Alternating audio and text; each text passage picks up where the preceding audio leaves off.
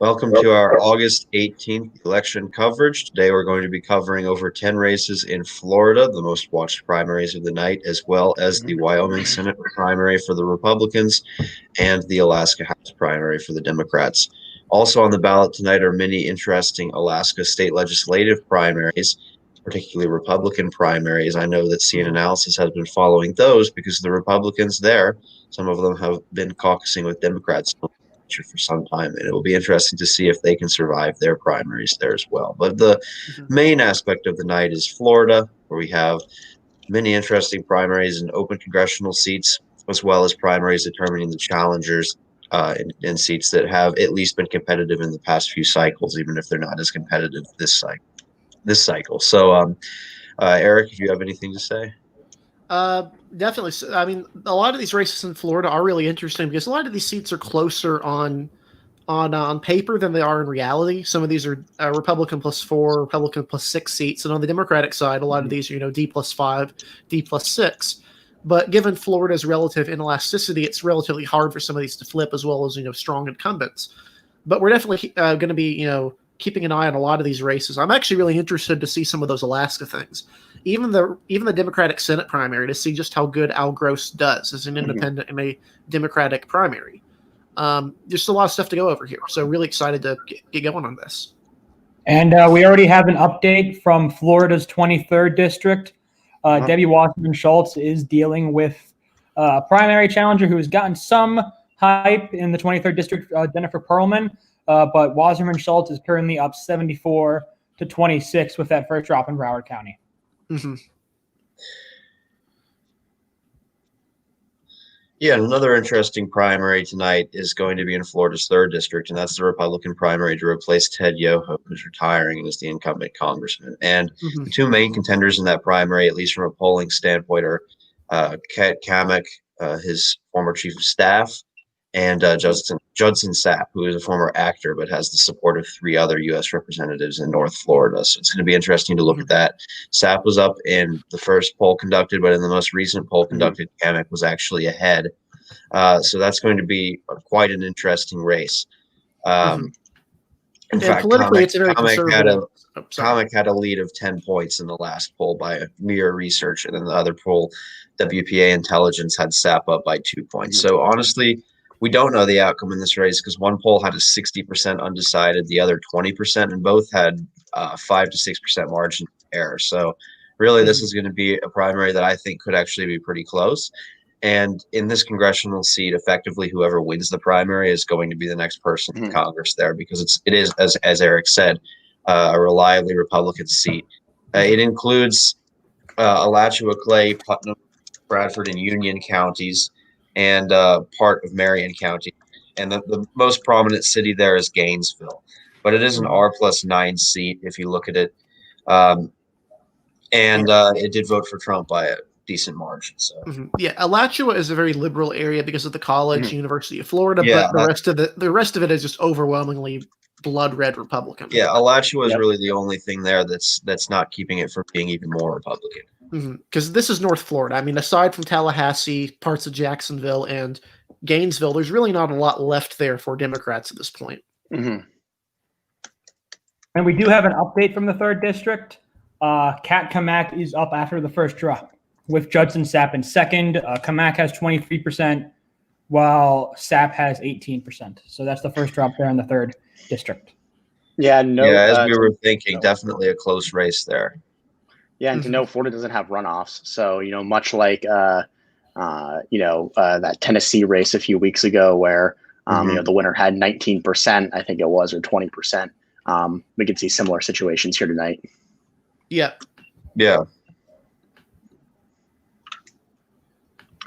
And what are some of these other races while we're talking about these? What are these other ones? Sorry, someone mentioned that I forgot Gadsden County, which is, of course, right next to Tallahassee, but of course, it's a small county, really, really small. So it's going to be interesting. Another race that I think we should watch tonight, at least give a little bit of credence to, since we're looking at the Florida 23 Dem primary. Arguably a better chance for a challenger is in the 15th district against Ross Spano, who's been a controversial incumbent, and he's being challenged by Scott Franklin, who's a Lakeland County commissioner.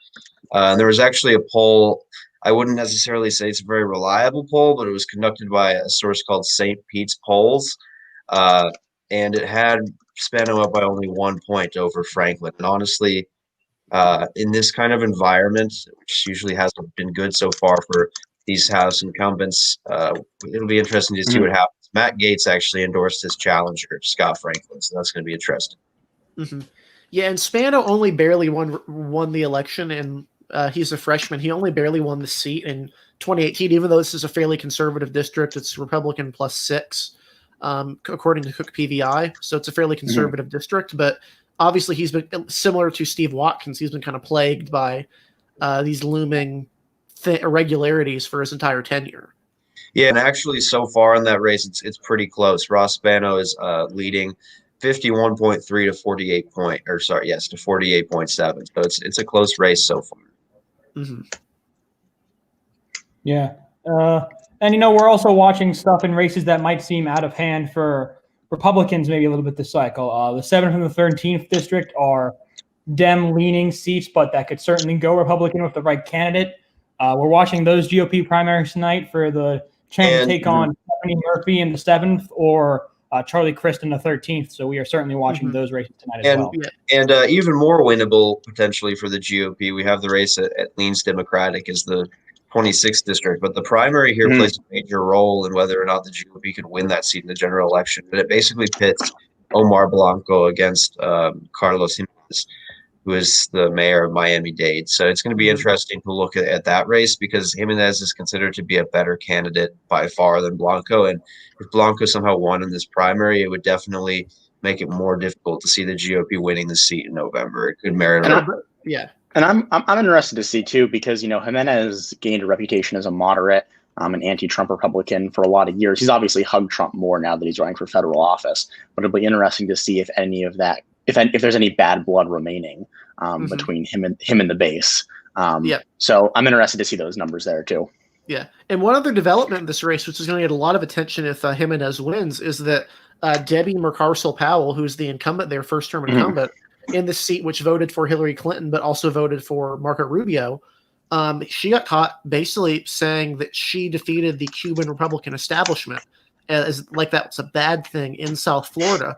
Obviously, that's a really, really bad look, and given Jimenez is a Cuban Republican, there's ways that they could utilize that in attack ads, whereas with Omar Blanco, there's really not a chance the seat flips. I mean, South Florida is weird politically. The 26th and 27th, assuming, of course, Maria Salazar wins her primary as well, are seats that could be relatively competitive, even though they're probably going to vote overwhelmingly for Democrats at the top of the ticket, specifically. I mean, these were double-digit seats for Hillary Clinton. Some interesting things now in the 15th. Alan Cohn, according to New York Times, is in the lead with 37% of the vote over State Rep Adam Hattersley with 35% of the vote. And Jesse Felipe, who wasn't really talked about that much going into tonight, he was kind of considered a Cohn versus Hattersley race. Felipe is pulling 28% of the vote right now in that primary. So certainly not in any of the range of probably winning, but certainly not a small amount of the vote. Wow. Ross Spano, according to New York Times, currently holds a 42% lead. Yeah, if Ross Spano is definitely in a very close race. And honestly, at this point in this cycle, given, frankly, how bad of a year it's been for House incumbents, this doesn't honestly shock me that much. I mean, we've seen upsets that arguably were even bigger than this, particularly Lauren Boebert's victory over Scott Tipton. So it's still early, but it's interesting to look at. And then another race in a similar fashion to that, and it could just be early numbers, but we do have around 30,000 votes in Duval.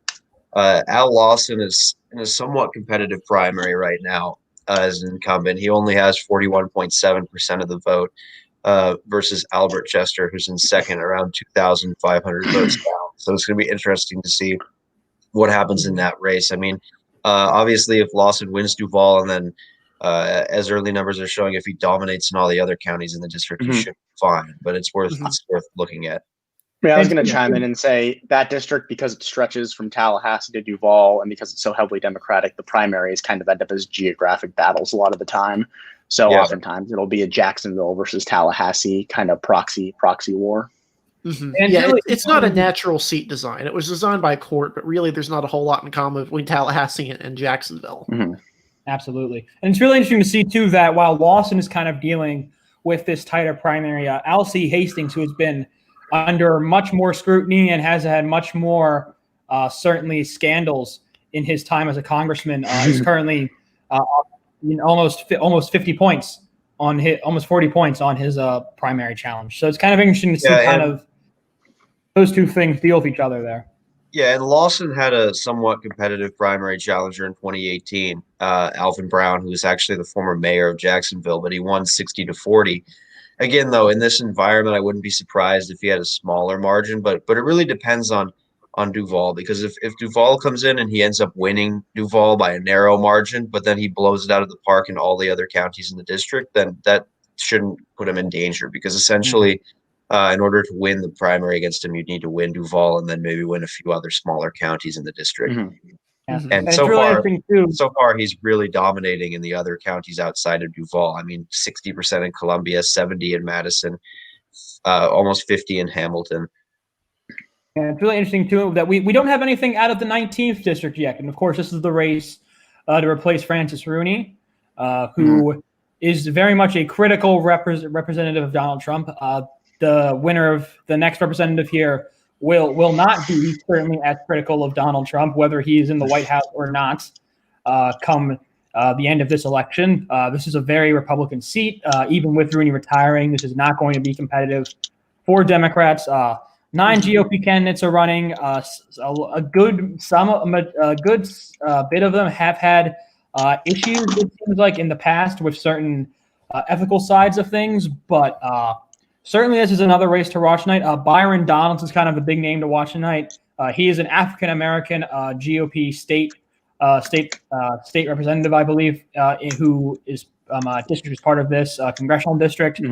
He's kind of been considered the favorite, but we know this is close. I believe the only poll that we've had of this race has shown him up. But it's going to be a close primary, because I still wouldn't count out Dane Eagle either. I mean, even in the poll that had Donalds up, it was the same pollster actually that polled Ross Spano's seat. It still had Eagle down by just 2 points, with Casey Askar and William Fiegelsthaler also getting significant portions of the vote. So this could be we could see some really close, interesting primaries tonight. Yeah. I did want to mention that there are some results starting to come in from the 26th congressional district. This is only Monroe County, which the majority of Monroe, if you look at it geographically, it looks like most of it's on the mainland, but really almost all the vote comes out of the Florida Keys. And Jimenez is up by a pretty substantial margin of around 65% to 35% with only Monroe in. So assuming his numbers in Miami-Dade are very good, as we expect them to be, this is probably a pretty good performance so far for Carlos Jimenez. And this is a big update from the 15th as well now. Polk County has shown its preliminary results. Alan Cohn has expanded his lead over Adam Hattersley there. Cohn leads 42-33 now over Hattersley, but Ross Spano's lead has shrunk. Polk County has so far come in for Franklin, for Scott Franklin, by almost about 2,400 votes. And so Spano was from Hillsborough, so that would explain him doing so well in Hillsborough. And it is right now a 52-49 versus 51.5, 48.5 margin there for Spano. But that's not a margin he wants to see. No, definitely not. No. And given the point, again, I know it's repetitive that we're at in this cycle, but I mean, he would become essentially the 8th person to lose their primary this cycle, which would tie us with, or get us even closer to 1974, which was previously the highest, the year with the highest number of incumbents defeated in primaries in the non-redistricting year. So it's worth looking at, but Ross Spano is definitely more vulnerable than Al Lawson going into this. Yeah. I mean, certainly this has been a year that I don't think any of us really expected to be as bad for incumbents. We knew that there would be some in danger. Obviously, people like Steve King, Watkins, Engel, those were kind of ones that we knew, but we've had some surprises. Scott Tipton, Lacey Clay. Those are two. It's a year of discontent. I mean, if you look at the political environment, if you look at the virus, if you look at all of this, that certainly, in my opinion, has played some kind of a role in voters' minds. I mean, when you look at a lot of voters, there could just be an anti-incumbent mood, at least in the primary election. Yeah, for sure. I mean, it's been one of the more interesting things to come out of this election, that because it's been a presidential year, that I don't feel like maybe too many outsiders, kind of non-politicos, have really looked at, is the kind of this anti-incumbent feeling, which for the president isn't good news for him because he is the incumbent in this race. So I mean, I know the presidential race is different. It's a different type of beast, but I certainly think kind of the doubt towards incumbents this year in House races is not a good sign for him, probably. Mm-hmm. Yeah, and I also do want to briefly note that even with some of Polk-in, Democrats are currently casting more ballots in the 15th district in their primary than Republicans are. That's only notable because back in 2018, when this race was competitive for most of the fall, Democrats cast 45,000 ballots in their primary, and Republicans cast 60,000. So this is actually keeping up with the theme we've seen, where primary turnout, by and large, has pointed to a good national environment for Democrats. It's kind of backed up the polls in a lot of ways. Primary turnout obviously is subject to a whole lot of caveats, so you never want to read too much into it, but it's something to know.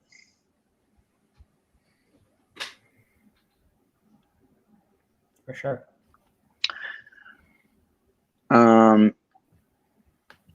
And yeah, and also we're gonna, I don't know if we've mentioned it yet, but I think we're gonna be watching the GOP primary in the 21st district. Obviously, Laura Loomer's running there.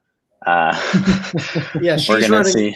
Yeah, she's been banned from most social media platforms. Yeah, she's been banned from Patreon. I think she's been banned from some banks as well. Well, obviously that seems not competitive at all. But it's going to be an interesting test, though, because she's been banned from so many different places.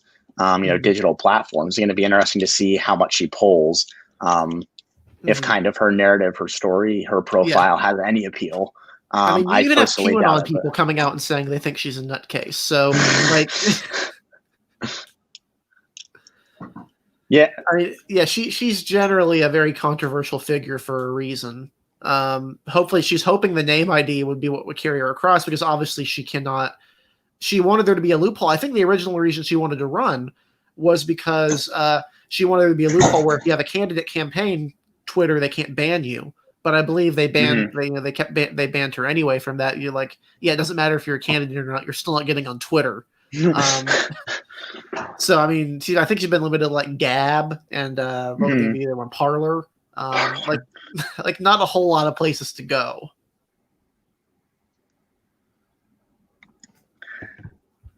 And obviously, Louis Frankel is the incumbent there, and that district is overwhelmingly Democratic. It's not like it's like +9 according to the PVI, so it's not like a superly absurdly Democratic one, but it's also one you really don't want to nominate someone like Laura Loomer in. Well, look, I mean, given how closely contested Florida is every year, everything up and down the ballot matters, right? You're gonna, you don't, as a party, you don't want to nominate a bunch of nutcases, even in fairly safe seats. You want to be running competitive, competent candidates that have their own kind of ground games and funding up and down the ballot. A little update, guys. We have some new numbers out of the 3rd district, and it's still looking good for Kat Kamek. And right now, that candidate is up by about 4 points or so, 4.5. So a new, more expanded lead here, about 1,493 votes in terms of an expanded lead. But only 3 counties are in right now: Clay, Bradford, and Putnam. And so far, Sop is down in all of those counties. Also, just to note, Sop is from the Gainesville area. He's from Gainesville.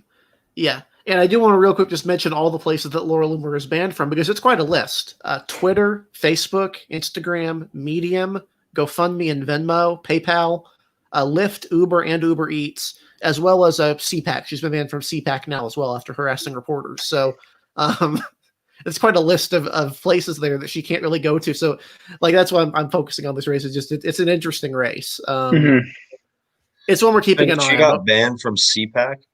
Yeah, she was chasing reporters through hallways and she has some problems as a candidate. I think it's pretty safe to say. Would be a liability, to be sure. Don't think you can deny that. Yeah. And we got some more results actually coming in from the South Florida seats. Maria Salazar is comfortably ahead. She's well known as a former Univision reporter. She's fluent in English and Spanish. She ran a very spirited campaign against the Twitter legend. I'm kind of Donna Shalala. She's really so she was a good candidate, and she's a good candidate this time. And then Jimenez is still up 61 to, although he's actually doing a little bit worse in Miami-Dade than he is in Monroe, interestingly enough. The real problem for Salazar and even by extension for Jimenez is the Democratic lean on the national level of these seats. I mean, that district basically voted for Hillary Clinton by 20 points. Yeah. And it did vote for Marco Rubio, but it's worth noting Marco Rubio is Cuban and won by like 7 points. And Donald Trump isn't Marco Rubio. So yeah. Now there was one possibility, which is that Donald Trump was generally reviled by Cubans in the last presidential election, in part because of some actions that he had said and comments about Cuba and normalizing relations. Republicans there seem to have aligned more with him this time. Obviously, Republicans did better in these areas in 2018, but they still did not win them. So it will be interesting to see if either of these can compete. Yeah, I mean, obviously Carlos Cuberio was a good incumbent. He was very strong. I mean, he almost won re-election. Had the environment just been a little bit better for Republicans, he probably would have won re-election. And even Salazar took 45, 46% of the vote. So yes, you're right. They did do very well. And it'll be interesting to map it, but it is fair to expect as well that both Salazar and Jimenez perform significantly better than the top of the ticket this time around. I mean, it's almost universally accepted. Yeah, and Miami-Dade is Miami-Dade County is far more Republican at the local level than it is at the statewide level. It has a Republican mayor, Carlos Jimenez. The city of Miami has a Republican we have a quick mayor. little update real quick. Scott Franklin has overtaken Ross Spano and is now leading 52-48 over Ross Spano. Has about a 52-48 lead. Also, I want to update the viewers real quick. We're going to have possibly 2 to 3 projections coming shortly, so stand by for those. Yeah. But in the That meantime, looks we like can that's at discuss Lake County Spano's race, because Spano may now be the next incumbent to add to the ever-growing list of incumbents who are going to be taken. Actually, I would hold off on that real quick because if New York Times is reporting here correctly, 86%. No, I'm not calling for. Correct. Ross Spano. We're not doing that. Yeah, he's doing very well. Yeah, sorry, he's doing very well in Polk County. Scott Franklin is, but actually, Spano is winning in Hillsborough and Lake counties. Yeah, it's just not completely out of the question, but it's going to be close. Yeah. I did also want to mention real quick is that the 18th congressional district is in theory one of the more competitive districts in Florida. The incumbent Brian Mast is very moderate, but as a whole, the seat really isn't. It's only Republican +5 according to PBI. Democrats are not going to get their preferred candidate here again. They ran last time. Pat Keith was progressive running in this district, and she ran a very progressive campaign. She's very notable for that as well as some other things. And she is just demolishing her rival right now in this primary. Which would, I think, eliminate any chances Democrats have of flipping this district. She is not a good candidate at all. I think it's pretty fair to say that objectively about her. This is all I say Lucci County. It's definitely it is true that she's not a very good candidate. I mean, I think that's something that we can agree on. I mean, she ran last time. She ran against Lauren Bayer in the primary, and she lost with the backing of Justice Democrats. Yeah, I mean, you need in order to win this seat, you need a special kind of Democrat, someone like Patrick Murphy, who held the seat before he ran for Senate. You need a Democrat like that if you're going to hold the seat, because it does lean towards the. Yeah, I mean, you're not going to win over the Palm Beach Republicans with Pam Keith. I mean. No, yeah, and even if Murphy had run for re-election against Mast in 2016, he could have potentially lost. It would have been interesting, though, because he was a strong incumbent who had proved that he could win the district before. Yeah, although interestingly enough, not a strong Senate candidate. No. Not against Rubio. Given Rubio's strength in South Florida, it's kind of impossible to run against Rubio. Yeah. One thing I want to mention here real quick is that someone in the comments was mentioning the 23rd district Republican primary there. Obviously, that district is safe Democratic, but the race there is really close at the moment. It's within a percentage point. Right now, Carlos Spalding is only winning over Michael Krosky by under 50 votes, it looks like, at the moment. So this is a very, very close primary in a district that's not really competitive as a whole, but it could go to a recount of some type if it stays at this margin. Obviously, Debbie Wasserman Schultz isn't just a high-profile Democrat; it's also a very Democratic-leaning district. Yeah, I mean, she's known nationwide essentially for her role in the Democratic Party and the Democratic National Convention in 2016. So she's definitely a politician from Florida who is well known. Mm-hmm. Not outside of Florida, if you know what I mean. Yeah. And Byron Donalds, just to update on the 19th district, we do have some preliminary results there from Collier County. Byron Donalds does have the lead there right now. He leads 25-24. It's only about a 340 vote lead, but he leads right now over Casey Askar, with William Figelstaller in taking in third with about 21%. So those are kind of looking like the top three vote getters right now as we get those preliminary results from Collier County in the 19th. Yep, and it's worth noting also we mentioned the race in the 5th congressional district primary on the Democratic side. The initial results out of Duval were not really great for Al Lawson, but he's clobbering everywhere else in the district. He should be fine. That's mainly just Duval not really liking him as a candidate. It's obviously the Duval portion of that district is kind of drawn in there. It's a plurality white or plurality black district. It's designed for a VRA seat, but obviously there's very different communities there from Tallahassee to Duval. So it would not be surprising to see Al Lawson continue to do better as Tallahassee comes in and as other places that are much more Democratic come in, like a Gadsden County, which is actually one of the most Democratic in the state. Even though it's fairly small. Yeah, for sure. I mean, this is a tighter race for sure, but I mean, it's just the type of area and location and race that this is in. Mm-hmm. So, and it's worth noting that last time Al Lawson did face a primary challenge. He was challenged by, I believe, the former mayor of Jacksonville in his district, if I recall right, Alvin Brown, and he managed to win that 60-40 because the Duval portion really just isn't enough to carry someone over. So there's no that he's over 50% now. He should be fine in that seat. His nearest competitor is at 27% or so. Yeah, I mean, so far looking at these elections, Florida so far has yielded quite a few interesting primaries and quite a few close primaries. So far, yes, we have a lot more interesting primaries than we would have had, say, last week. Mm-hmm. Mm-hmm. Should we mention what's going on in the 3rd district Democratic primary? Because it's a very fascinating result right now if you look at it. All three candidates, if Decision Desk is right here, are at 33% of the vote on the Democratic side in this district, which that's pretty impressive. It is very interesting.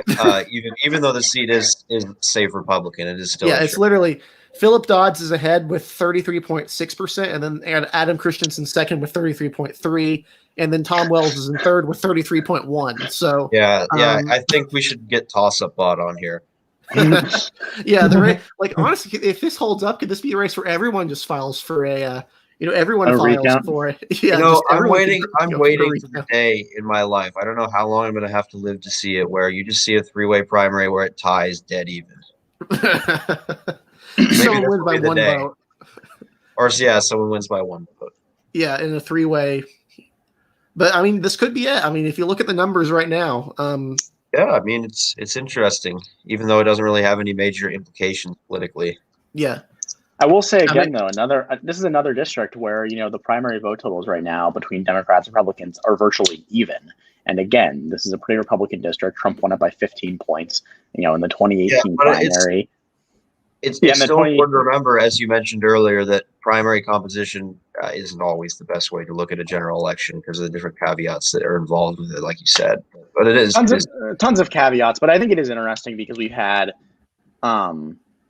the presidential race. It's interesting because most presidential years, it's not indicative because of the fact that Democrats had a competitive presidential primary and Republicans didn't. But because of COVID, that competitive primary has been over for months. And so now we're getting these primaries that, the presidential race is out of voters' minds. And so it's more like a midterm, so to speak. Yeah. And it's actually fairly interesting to see. I did want to mention one thing here, which is that we saw in the chat that was mentioned, but I also looked this.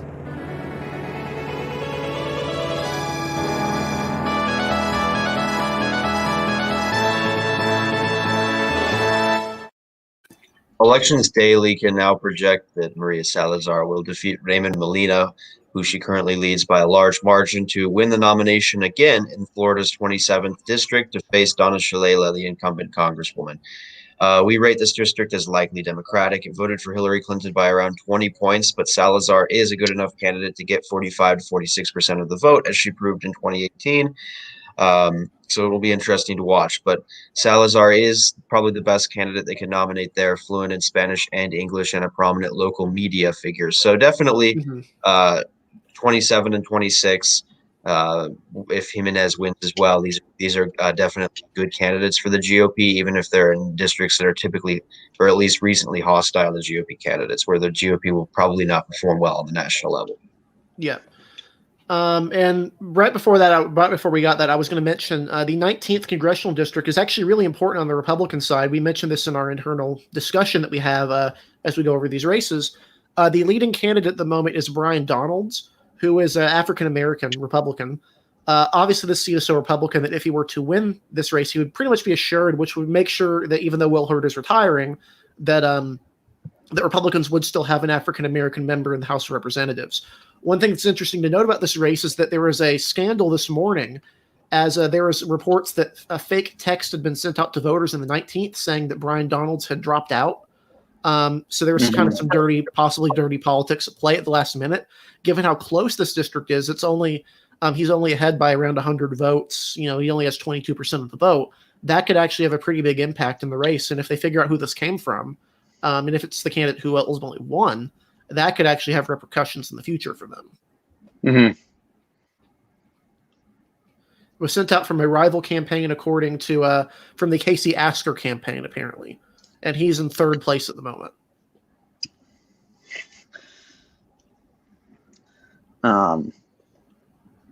Yeah, that would be significant. Sorry. So I was just saying it'd be significant too for a party that's struggled mightily in primaries to essentially increase its diversity. I mean, there's been an effort by some members of Congress to push more diverse primary candidates, but so far it's been hit or miss. And so this would actually be in a seat that's not a diverse area. It's heavily Republican. It's a lot of exurbs, older white people. It would actually be a win for that wing of the party that's been pushing that. Quick little update as well, guys, from the 3rd district on the GOP side. Kat Kamek has continued to expand the lead there over Judson Sapp, now up by 7 points.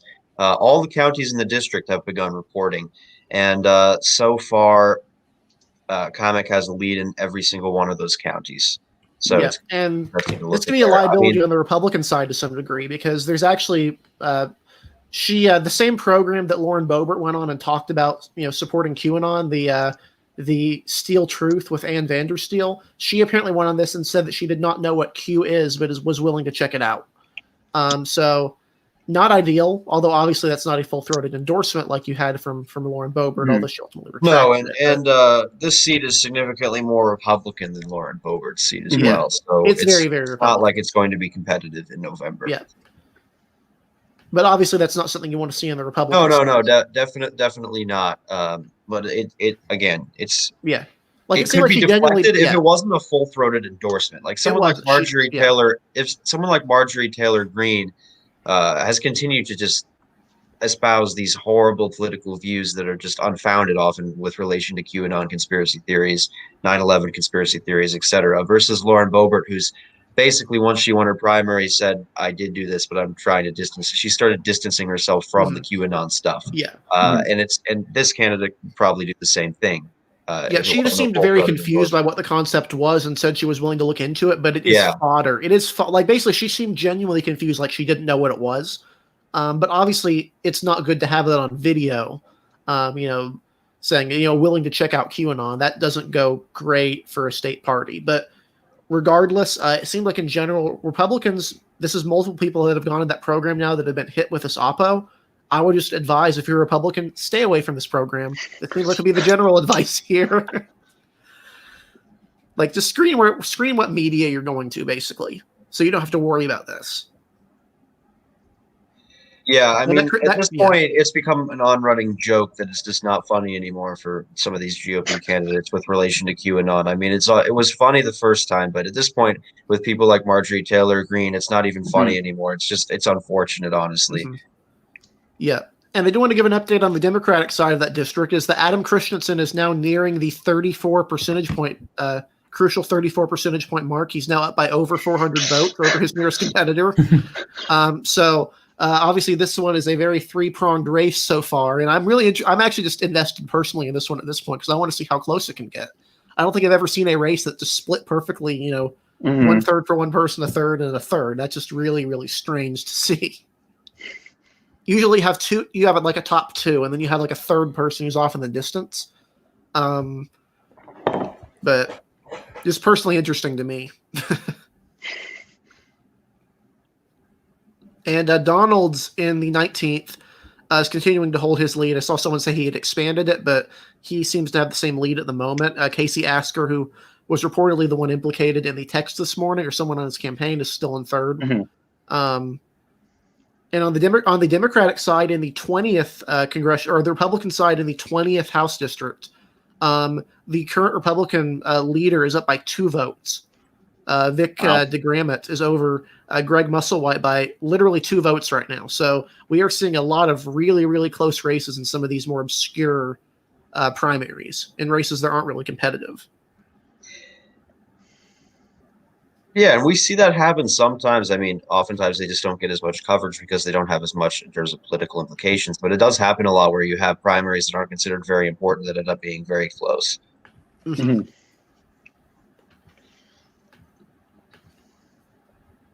Just a quick update right now on another incumbent we were watching earlier today, and that's Democrat Al Lawson. As more of Duval has come in, his lead hasn't necessarily expanded significantly, but he is dominating as expected in the other counties in the district, and he's now well over 51%. So Albert Chester has basically fallen out of range there, but it is interesting to look. If you combined the vote totals of his 2 challengers, Albert Chester and LaShonda Holloway, you'd have a 51-49 Lawson lead. So Lawson might have been lucky in that his opposition was divided, which effectively prevents any of them from getting within striking distance. So definitely looking good for Lawson there. He dodged a bullet by having 2 major opponents, because that literally put his opposition vote potentially.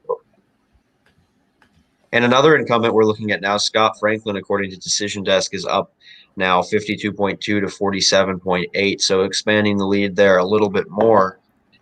Franklin now with 63% of the vote in Polk County, so that's very good. But at the same time, Ross Spano is taking 58 in Hillsborough, which is his base there. So if you look at both candidates kind of have their quote unquote base. Franklin's doing very well in Polk, and Spano's doing very well in Hillsborough, and they so far have cast about even amounts of the vote. And then there's Lake County, the other county in the district. And if this comes down to a primary that's decided by a couple hundred to 1,000 votes, which is possible, then Lake County, which is pretty evenly divided right now, could decide the winner. So basically, whoever Lake breaks for could potentially end up putting someone over the top or ending someone's hopes. Right now, Spano is up in Lake 52-48, so it's going to be interesting to look at. And it's important to note as well that part of the reason why Franklin is up right now is because Franklin is still doing a lot better in Hillsborough, even as he's losing, than Spano is in Polk. He has 42% in Hillsborough. Spano has only about 37, 38 in Polk right now. And Polk is also casting 3,000 more votes right now than Hillsborough, so technically casting a majority of the vote there. But again, a close primary.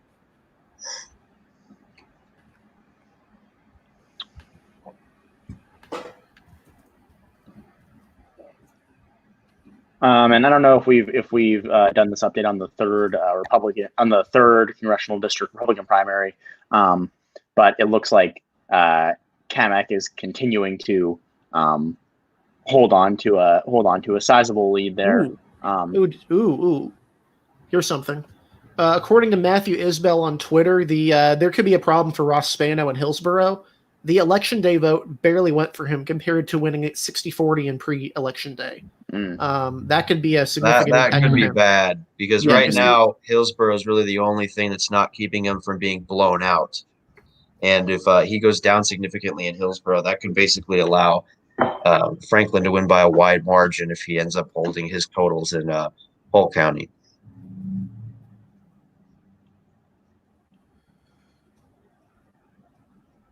And it is interesting because we did see another aspect of that originally in the Missouri 1 primary, where Lacey Clay was up big early in the night, but as more votes were counted, Cori Bush was taking a lead, win by 3-4%. So, not comparing it to that election directly, but just comparing it to the fact that things that, as they're perceived initially in terms of results on election day, may change as the night goes on. Well, a lot of times that'll favor challengers too, especially if challengers have late momentum. In a lot of these states, people can cast mail ballots 3-4 weeks before election day. So if challengers are really picking up momentum in the last week or so, last week and a half, you would actually expect to see election day vote be significantly friendlier to the challengers than the incumbents. Yeah, and when we're looking at this district, it does lean Republican. We have it leans Republican right now. And unless Franklin turns out to be a QAnon person or something, then getting rid of someone like Ross Spano, who's had a questionable congressional record, could actually end up helping them, kind of like when Turner got rid of Steve Watkins. And that ended up helping the Republicans. We just moved that seat back to likely Republican. Yeah.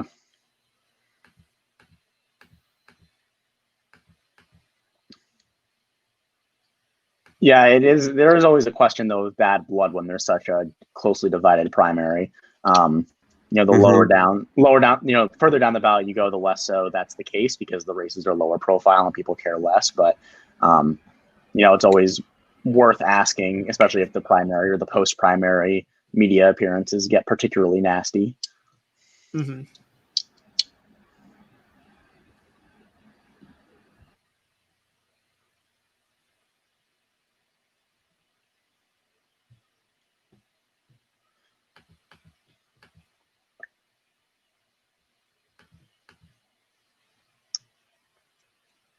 I don't think we're getting any new updates from Florida right now.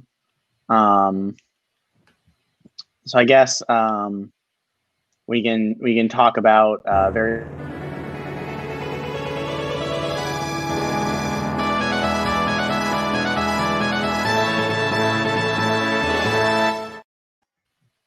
We have quite a few projections to work on now, but first we can project that Carlos Jimenez, the mayor of Miami-Dade, will defeat Omar Blanco in that primary. So the GOP definitely breathing a sigh of relief here as well in the 26th, along with the 27th, as their preferred candidate for the general election wins the primary handily. Jimenez is a good candidate. Like Salazar, we rate the seat as leans Democratic at the moment because, again, Powell is representing a seat that is heavily Democratic on the national level, particularly the presidential level. But Jimenez will still get crossover votes, and this is going to be a competitive race. So one to watch there. Our next projection is in the 18th district, the Democratic primary. We can project Pam Keith will win here. Not really a race to watch in the general election. It's rated as safe Republican. Again, you need a Patrick Murphy-style Democrat to win this seat. He was actually the last Democrat to hold this seat until it flipped in 2016 when he retired to run for the U.S. Senate. So again, Pam Keith, given her image as a kind of more of a progressive bomb thrower, not exactly the image you need to win in this district with those coastal Republican voters that you need to get in order to win as a Democrat. In the 23rd, we can project Debbie Wasserman Schultz will defeat her primary challenger, Jennifer Perlman. Right now, she's leading by a significant margin, over 70% of the vote. So even though, as Joe said, Perlman had some hype on social media, again, it shows Twitter isn't always a good indicator of the voters in general and their attitudes towards candidates. In the 5th district, a primary that we thought was competitive early on at first, Al Lawson will defeat Albert Chester. He's at around 52% of the vote and holds a 6-7 point lead in Duval County. He's dominating in all the counties outside of Duval. But Albert Chester he came the closest, but his vote total has been shrinking and going down. He's at 28% right now. And if LaShonda Holloway, the third place challenger, had run or if any of them essentially had unified and decided to back one another and run as a single candidate in opposition to Lawson, there's a potential that the vote could be closer here. I mean, still 49% of the voters have cast ballots for a candidate that isn't Lawson. But at the moment, with this split opposition, it's unlikely that anyone is going to come close enough to beat Al Lawson at this point, given his 51% lead. So definitely a good night for two Democratic incumbents against challengers, Debbie Wasserman Schultz and Al Lawson, who has survived another primary challenge. What are you guys' thoughts on some of those projections? That's not good news for Democrats in the 18th against Masta. Obviously, that wasn't a race that we were really expecting them to, kind of hammer in. But Keith has her own problems. She has certainly said some conspiracy theory-esque things on social media. I know she made a comment about how in an anciently Democratic district that Democrats have a better registration than Republicans, but Republicans won large percentages of the vote there, and she then claimed that it was because of some mass voter fraud, which is that's not a thing in districts like these for sure. It's generally a bad idea to use voter registration as a way to tell how voters work. Yeah. This is kind of on the outside. I mean, by extension, you definitely don't want to use voter registration in that regard. Otherwise, you'd have a bunch of Democrats wondering why they can't win Kentucky and West Virginia easily, and why aren't we winning West Virginia's 3rd district, et cetera. But yeah, I mean, it's something to watch. Also, a quick update I wanted to give on the 15th, where you have Ross Spano running against Scott Franklin. And again, Scott Franklin does have the support of Matt Gaetz, and right now it appears he is continuing to expand his lead, albeit only slightly.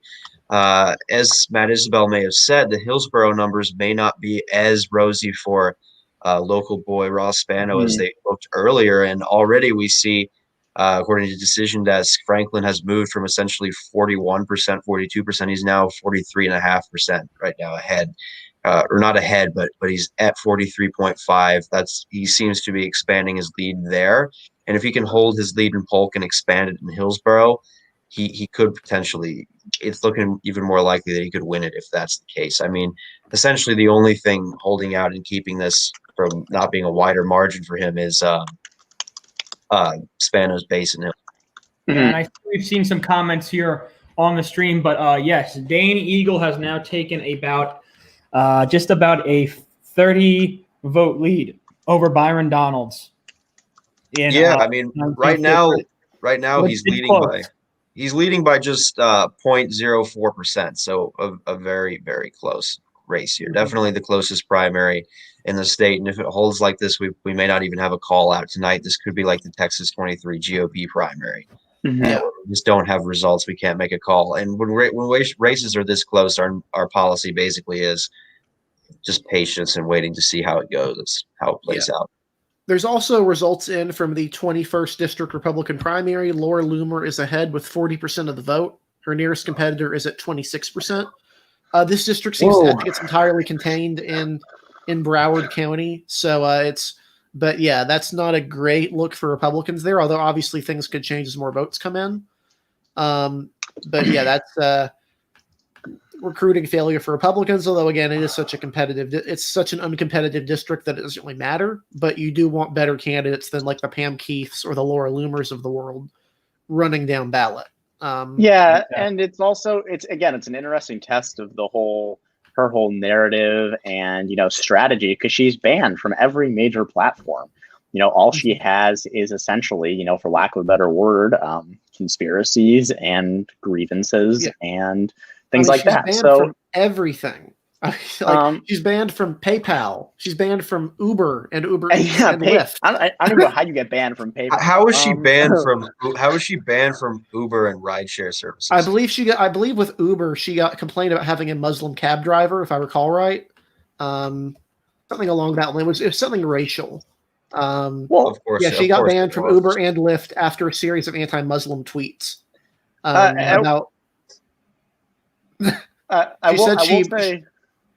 She said she wanted someone to create a non-Islamic version of Lyft and Uber. That's why she got banned. I sometimes wonder how people can logically think these things and not be joking. I don't understand. the one thing I will say about this result, and you again, like, you don't want to generalize too much, so we'll keep it localized. But these are the kinds of areas where the GOP has seen their numbers slip, urban and suburban areas, and they want to get back. They want to start winning more voters in those places. And ultimately, if their primary electorate in those places is voting for people like Laura Loomer, you have a steep hill to climb. I mean, imagine. Well, the general election electorate isn't voting that way, and if Republicans want to win back these areas, as you're saying, I mean, that's not the way to go about it. Right. I mean, imagine if in Ron Kind's district, he was running close with DSA backed challengers. It would be a problem for Democrats in the area they're trying to win back. So it's not the greatest sign in the world, but again, you don't want to generalize too much. I repeated that a lot. So, but again, we'll see if this changes. The more numbers come in. Yeah, I mean, it's just gonna. We have a lot of just very close races tonight. Very. This is a very interesting election night, just in general. And this is kind of how Florida is, right? How we always describe Florida is that Florida is kind of this crazy close state. It's kind of how Florida has always been, and that's how Florida is acting right now. So it's so interesting, how this works and how Florida is as a political state. It's just always so interesting to watch, so interesting to see, and it always seems to give us good content. So us as election watchers, we love that. Florida is a very interesting state. Never lets us down. Us as live streaming this is why we were so excited to kind of just do a Florida night. We are kind of just doing this Florida night. There's really not much else in the other two states for congressional or Senate races. So it was. By the way, just to let the viewers know, we will update on the 5 or 6 coalition primaries where you have Republicans in the coalition with Democrats being challenged in their primaries. We're going to update those in the morning. Since Alaska closes so late at night, we're not going to be doing live coverage of that, but we will be updating tomorrow. I will be awake. I will be on the Twitter. So hopefully, I unfortunately I cannot stay up that late. Otherwise, I won't wake up in the morning. I might be. I'm out here in San Francisco. Kraz is on the West Coast, so Kraz can actually stay that late. All right. But obviously, some races are not close. Obviously, the 26th and the 27th, we've called them already. These aren't close races. Oh, but the 15th and the 19th, those are really interesting races. These are the kind of races that an election nerd loves because of how close they are. If you look close at the races are always fun. Primary too, the 7th district primary between Leo Valentine and Richard Goebel. That's only about 650 votes between those two in the 7th district to take on Stephanie Murphy. So that is a close race there as well. I mean, we're just kind of seeing these even in primaries that we weren't necessarily watching. We are still seeing these close races. Yeah, even that 3rd district Democratic primary. Another very close one. No, there's certainly stuff that we didn't expect. I mean, obviously the 18th is kind of the only boring one, really, where we have 2 contested primaries. The 18th, Brian Mast is blowing away his primary challenger. Pam Keefe is blowing away her other challenger in the Democratic primary. So the 18th is kind of been the only seat where we have 2 primaries at the same seat right now that we're seeing, kind of an uncompetitiveness. So it's always fun to kind of see that really, and to kind of watch that as that comes in and is how these things go. It's just always very interesting to see. Yeah.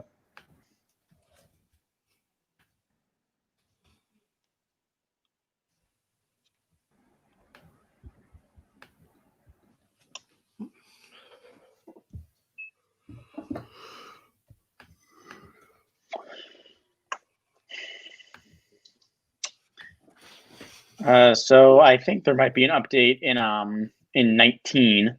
Someone in the comments has said that we should check back to 19. Let's see. On the New York Times, they still have Dane Eagle up by about 50 votes right now. DDHQ has that as well. Yeah, so 50 DDHQ and New York Times are in sync tonight, which is nice. I mean, that's a barn burner of one. I mean, you got 4 candidates at basically 20%. I mean, that's going to be a colorful map. I think it's a lot like what you said earlier, Kraz, about it being like the Tennessee's first district primary to replace Phil Rowe there, where the winning candidate, Harshbarger, got like 17 to 19% of the vote because it was such a crowded field. Yeah, I mean, this is so similar to that Tennessee first. I mean, it's not as similar as a seat. Obviously, Tennessee's first. No. I know you weren't saying that. I'm just saying that from the viewers. Tennessee's first is much more heavily Republican, but this is still a very Republican seat. The Republican primary is the race in this seat. So, but to have 4 candidates kind of touching that 20% margin, in any type of primary is really stunning, and that's kind of means that you had 4 candidates who really ran strong in this race and ran some, and they at least made connection with some group of primary voters. So it's always really interesting to see stuff like this. And again, it's just like Kraz said, it is a barn burner type of race.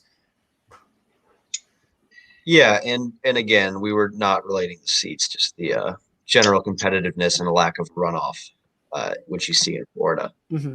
Interesting thing is apparently Base Ballot, Nathaniel Rakich on Twitter at 538 is reporting that the AP has revised their precincts reporting estimate for Lake County down to 5%. If that's the case, New York Times has as well.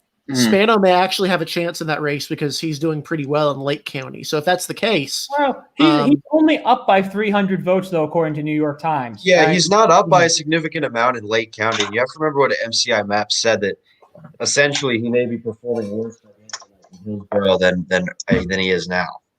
So I mean, if it keeps to that 300 vote margin, that's actually probably good news for Franklin, because he's up by more than 300 right now. He's up by about 1,600. So honestly, I would personally agree that right now it's looking better for Franklin than it is for Spano. Mm-hmm. Yeah, I mean, again, we've mentioned it before. Spano going down would be the 8th incumbent to lose this cycle in the House, Congress. This is, Oh, okay. So here's what I've heard. Apparently, the AP result saw a news from someone who is attached the Lake County results. Apparently, the AP is wrong. Oh, that's okay. Apparently, AP is wrong. There are 2 precincts left to report. According to the website, that just benefits Lake County, it's 52 to 48 for Spano. Unless Hillsborough really comes out for him in that last 8%, according to New York Times, that's not going to be enough for him, probably. Yeah, he honestly, if Hillsborough is just going to keep getting closer and he's not winning Lake by enough, it's not going to be enough to save him. So the AP being wrong, honestly, is better news for Scott Franklin than it is for Ross Spano. Yeah, I mean that's a big thing. This is going to be probably one of the closest primaries on the GOP side that we've seen. It's an interesting thing there too, because all of the primaries that we've seen happen on the GOP side, King, Tipton, and Watkins all going down. They all lost by about double digits. None of these primaries have been incredibly close. I mean, that was one thing that was interesting about Missouri 1 is it was a close primary. I mean, even on the Democratic side, when you saw people like Elliot Engel go down, a big margin, or in the convention against Bob Good, Denver Riggleman, big margin. So yeah, this is going to be close. Yeah, and I do want to, since we're about an hour into the stream, I do want to do the obligatory. If you're a new follower or a new watcher, please be sure to subscribe to the channel. Not only are we doing these election coverages every week, or at least weeks there are primaries, we're also going to do this in November. We have a really in-depth system that you're really going to like, with all the graphics you've come to expect from Elections Daily. We also have weekly shows. We're up to 4 new weekly shows this week, including the new show we're launching tomorrow called Redistricting Radar. Basically, there's a lot of stuff going on. So if you really like what we're doing, subscribe. It really means a lot to us. And if you really want to, you can hit the bell icon, because we stream most of our stuff, so you can get that immediately. So just the obligatory plug there. do with that as you will. But we do really appreciate your support and that so many of you turn out for these live streams. And we love it. We love all the support we've been getting. Obviously, summer is nearly at a close here with Labor Day coming up, but this has certainly been a huge summer for us at the site. We really appreciate all the likes, the support, the growth that we've had this summer as we've covered and gotten in depth to these races is really something spectacular. And I know that I appreciate it. I know certainly that Eric really, really appreciates it, considering all the hard work he put in developing and kind of creating this idea for the website. Harrison, he's done a lot of great work. Kraz, he's been one of our best in the articles range. So, and Joe's done a lot of our great work as well with his interviews. His dedication and reporting on election day. Definitely breakout reporter. I've got two.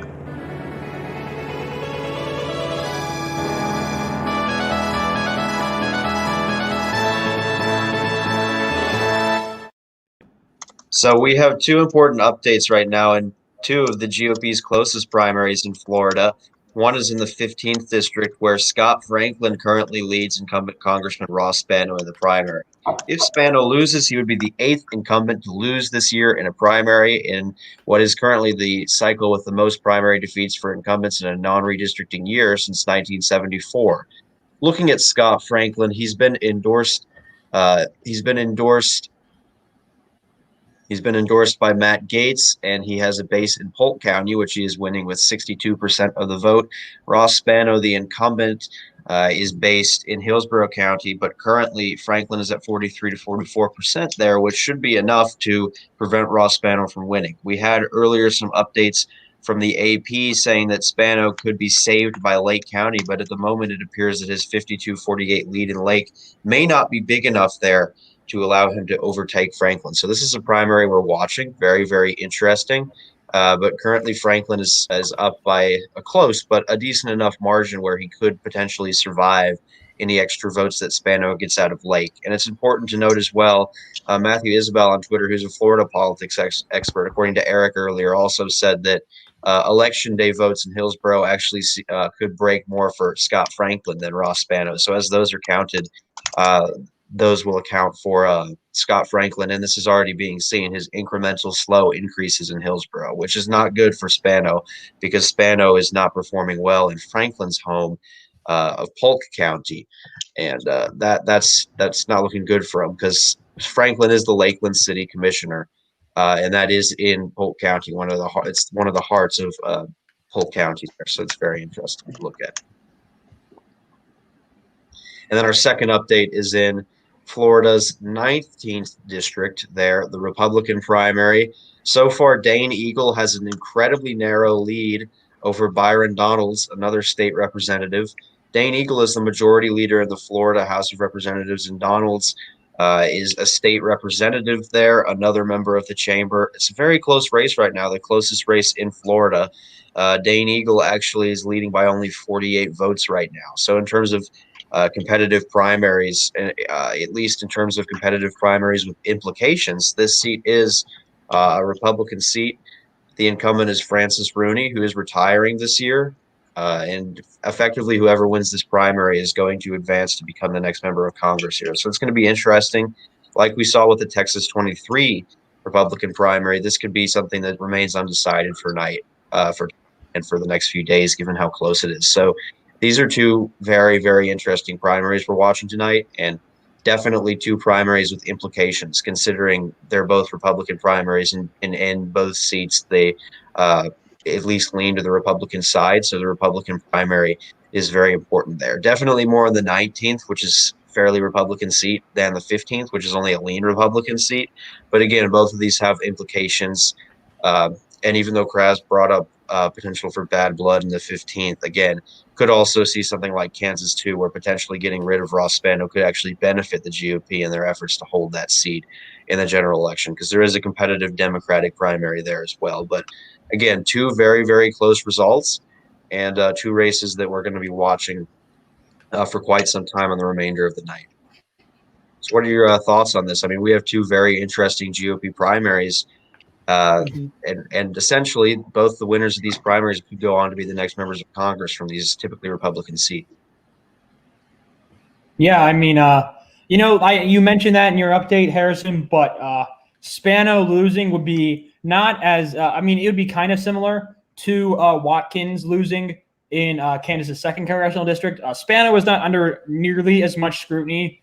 No, definitely not. He wasn't charged with much more fraud. Serious and actual charges of voter fraud. Spano just has some ethical issues, I believe, on the financial side. Which is, while that is still very bad, it is not nearly as bad as being charged with voter fraud.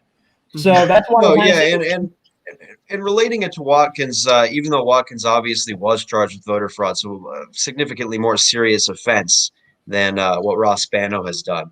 But again, at least what I was trying to get to as a point was that potentially getting rid of Spano could benefit the GOP, because having a better candidate in a competitive race, which is kind of like Kansas too, even though the seats are completely different, could benefit them. And I don't know if that's where you were going with your point either, but yeah, that's what I was going. Yeah, that's exactly where I was going. It's the fact is that, even Spano winning wouldn't have been like Watkins, where it could have quite easily moved that Kansas 2nd seat into a toss-up range. But Spano winning would just keep it at like a lean R, while Franklin winning would probably move it back to likely R in a lot of people's minds. Again, especially with that base and Polk, Franklin is the guy who can probably really easily turn up the margins there. So that's something that's really important for him there, of course. So that's always something to watch out for, and it's going to be really interesting to see how these two kind of really connect with that. Mm-hmm.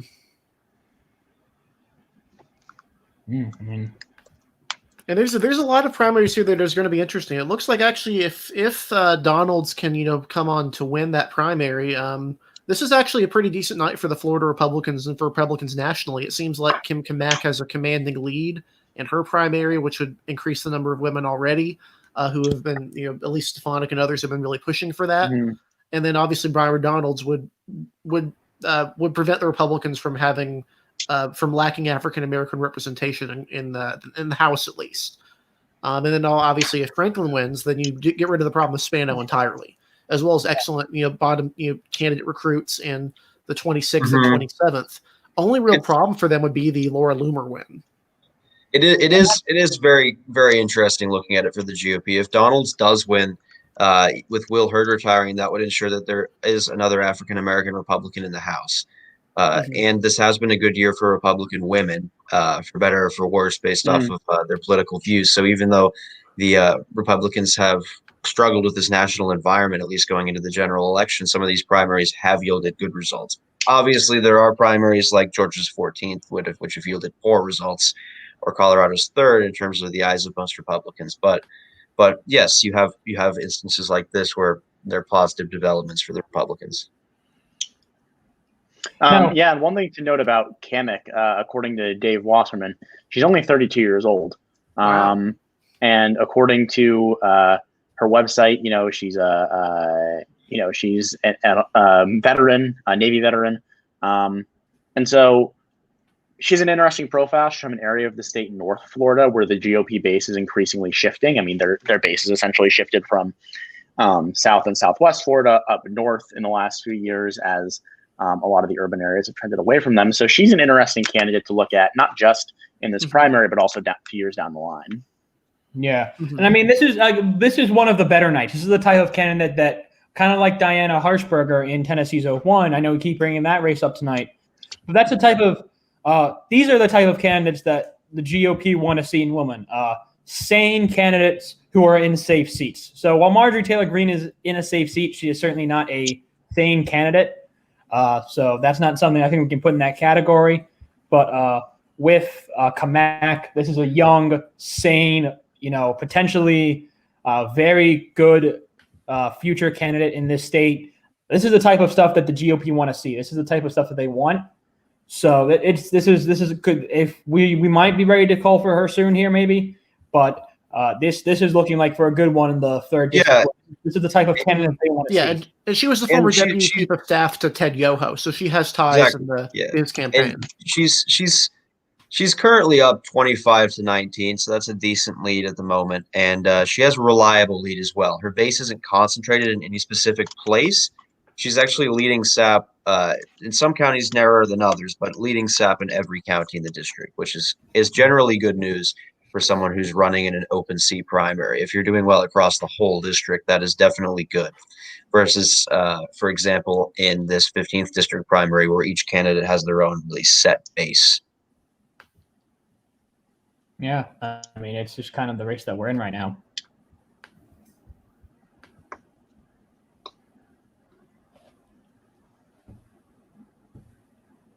Might be ready to Also get a wanted call. to point out that soon. in this third, actually, Ted Yoho didn't endorse Kamek, if I remember correctly. Looking at the endorsees list, he did not endorse her, even though she has ties to his congressional office, former chief of staff. But I mean, I'm not sure what the voters will think. I mean, obviously, he had that incident with AOC and has been called sexist for it. So maybe if Kamek's trying to be a new brand of Republican women or help the cause of Republican women in some of these seats, maybe she doesn't want to be tied with her former boss. Yeah, Ted Yoho's was pretty controversial after that comment. And yeah, I mean, I think most people would, if he really did say what he did say, and it appears to be that way, that is a sexist comment. Regardless of what you think about AOC.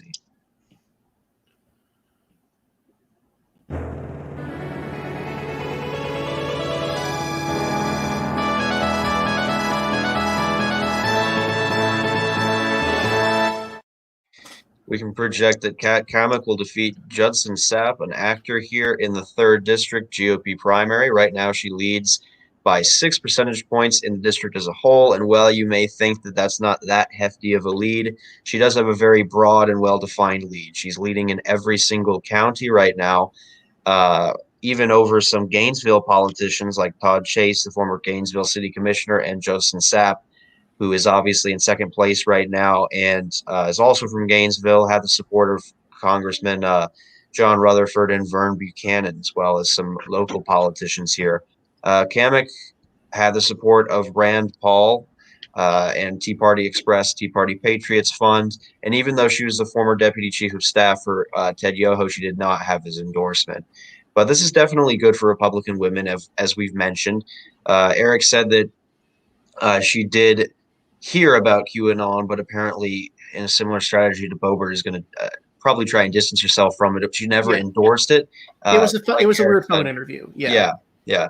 So definitely not a big problem. I would say that this is definitely a better thing right now for the GOP in terms of recruiting more Republican women rather than a bad thing. It's not a bane on them. It's certainly a benefit. So this is a safe Republican seat, so we can expect Kamek to replace Ted Yoho in January of next year.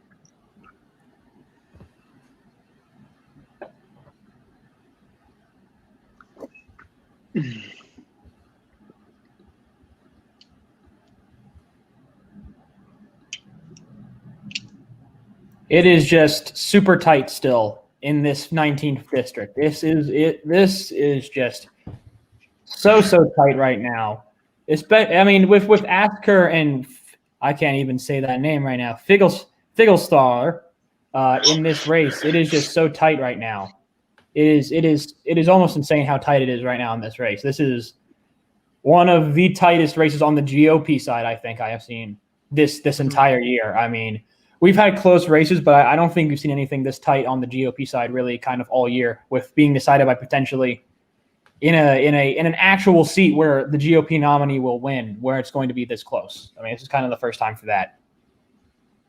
Yeah, and when you're looking as well at these districts, like 15 is still even closer, and 19 is even closer. So I mean, it's definitely looking at it right now. There are a lot of close races in Florida, and I was looking at my phone reading projections, and I didn't realize what seat you were talking about. So just ignore everything I said right there, because I was talking about 19 being the closest seat, but I thought you guys were talking about Florida 3 for some reason. No. Yeah. I mean, but Florida 3, just to have that result for the GOP, again, like we said. It is a good result. That is a good result. That is certainly a good result. I don't know if Sapp could have – I feel like Sapp is the type of guy, if you looked into his past, that could have been a guy who might have had issues maybe in something. He just seems like that type of guy. Kamek seems much more insidery, which to some people that sounds bad. That also, in my opinion, that sounds more like safe. As in, this is not a person who's really going to have that many Again, type of people when you're backdoor running for issues Congress against her. So that's kind of something when that's you're important for me. exactly, yeah. When you're running for Congress and you know the inside scoop essentially from being a deputy chief of staff or a chief of staff, that's Campaign definitely the manager. experience you want to be in Congress. You know, an actor is not qualified to hold a political position. And I know that's my opinion, For sure. but I personally would never vote for someone who didn't have any political experience. So you wouldn't vote for Arnold Schwarzenegger for governor in California? No, I think actors and politicians should be separate, and their roles should not be mutually exclusive.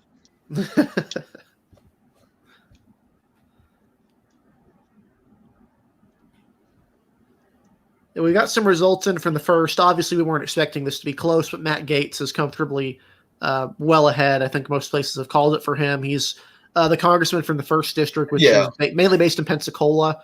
He's known for not only his support for membership in the Freedom Caucus, but also his unorthodox friendships with people across the aisle. He's been friendly with AOC. He was friends with apparently Katie Hill. He's very friendly, and he also has some idiosyncratic views on like the environment and some other stuff. So he's a very interesting he representative. did propose a bill to abolish the EPA. That obviously didn't work, but this is not a race we were following because that district is effectively South Alabama. It's just interesting to see. That district is effectively South Alabama, and Matt Gaetz is very, very, very popular there. Or at least didn't he consider running for the Senate in Alabama? He did. He did consider jumping over the border and running for Senate. But again, we weren't following this race because Matt Gaetz has a lock on his seat. He fits the area well, his political I just figured I'd mention it because he's at 80%. He's an incumbent. We're just mentioning races. So definitely not the kind of incumbent that we would view as vulnerable. He actually, to piggyback off that, he actually had a little bit closer than expected primary last time around in 2018. I think it was 60-40. And someone pointed out that actually last time he did worst in a lot of those Pensacola suburbs, the more educated areas of the district. So he does have some idiosyncratic views, but it seems like if he's weak anywhere, he's probably weak with the more liberal Republicans in his district. But of course, this time he was not in any danger. Yeah, that would make sense considering his political views more so connect with the populist Republican wing of the party. Definitely not the more suburban, moderate wing of the Republican Party. But then again, that wing of the Republican Party doesn't make up a significant enough portion of the electorate to defeat him in a primary here in the first district currently. Especially when it amounts to South Alabama. Yeah. It basically is South Alabama.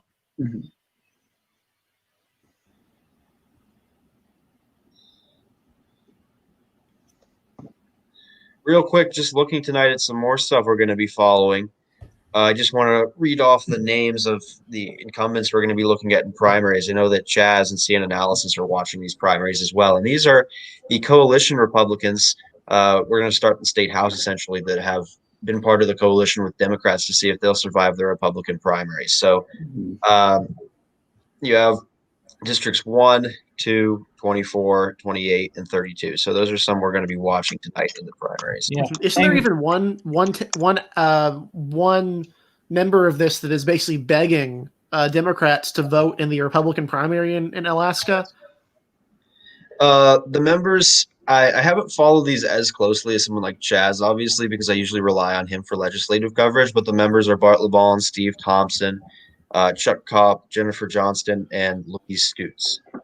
But again, these are going to be very interesting, and it makes sense if you have an open primary there that they'd want to corral some Democratic voters into their camps, considering they are part of a coalition with Democrats. And it's going to be interesting to see if Republicans can beat them if the environment is looking good for them in Alaska. The one I was thinking of was I'm probably going to butcher this last name because it's French, but Gabrielle Ledoux. She's had basically several extremely close primaries because she's one of the most moderate members of the Republican caucus in his coalition with Democrats before. She's also faced some voter misconduct, some other problems like a potential felony charge. But she's basically been begging independents and I think Democrats to register for the Republican primary so they can vote for her so she'll win the Republican primary. Like that gives you an idea of the position she's in where she's having to – that's never a good position to be in as a candidate. No, definitely not. And we do have an update from the 19th. According to New York Times, Byron Donalds has retaken the lead by about 600 votes. He now leads 23 to 22 percentage wise over Dane Eagle. This is the kind of the big hit out of those top four that we all kind of seen taking 20%. This Figelswaller guy, William Figelswaller, he was at around 19.6% before this update. He has now fallen to 18.4%. So you can kind of see as his vote has fallen off, Donald's has kind of bounced back here. Yeah. So this is another, but this is a type of race where as we get kind of at this level, we might be able to call it. Is if the race is at these numbers, as we get these numbers in, while it comes to, stuff like where it was a lot closer, where it was closer earlier when it was only about 50, 60 votes. When we're at here, where it's about 600 votes, that's a different type of story. That's a different type of thing. That's something that we might be able to make a call in this district. Obviously, we're not going to yet. We're going to wait for more results still to see if they come in tonight from from Lee and Collier counties. I would be willing to bet, right though, now, just building off of what you're saying, Joe. This primary is so close; it's not going to be called tonight. Yeah, I want to go ahead and show the dynamic we're talking about here, because this is actually, if you look at the actual votes at the moment, it's a very interesting race down the ballot. So let me pull up Decision Desk here so you can see what we're talking about when I'm mentioning the crosstab or these results here. So right now, Donald's has a lead 22.56%, Dane Eagles at 21.9%, and then you have Casey Asker and William Figelstauer, but under 20%. But if you look at the counties, it's actually really bizarre. You'll notice that Donald's is actually doing pretty poorly in Lee County. He's behind Dane Eagle, which actually has the most votes, but he is relatively speaking clobbering in Collier because he's pulling 28%, which even though there's much less votes in, he's still able to be above Dane Eagle with that margin. And then poor Figelstauer, or I don't know how you pronounce that name. Yeah, I don't think he's pulling about even in both. He's pulling about even in both counties there. So there's basically people are kind of pulling very differently in both of these. It's just very interesting to look at because that's one example of where you can, if you're pulling so far ahead in that one county, that can make up for being in second or third in the larger county, because his margin, obviously 28% normally is a pretty terrible result, but in a 9-way primary, this is actually a really good result for him out of Collier. Yeah. And to touch on that, that's also one of the reasons why I don't think this race is going to be called tonight. There's only 2 counties in the district, so it's not even like we can say, so-and-so's base is in, or all the counties left to report should be strong for so-and-so or weak for so-and-so. There's only 2 counties, so this is going to come down to mail ballots versus election day. And so we're just going to have to wait and see. Yeah. And we're already getting Oppo out on Laura Loomer, the Republican nominee of that district. Apparently, Alex Jones donated $2,800 to her this cycle. So, again, it's still kind of pointless given the leanings of the seat. I mean, she's going to get blown out. Yeah, but it's a really bad look, just still.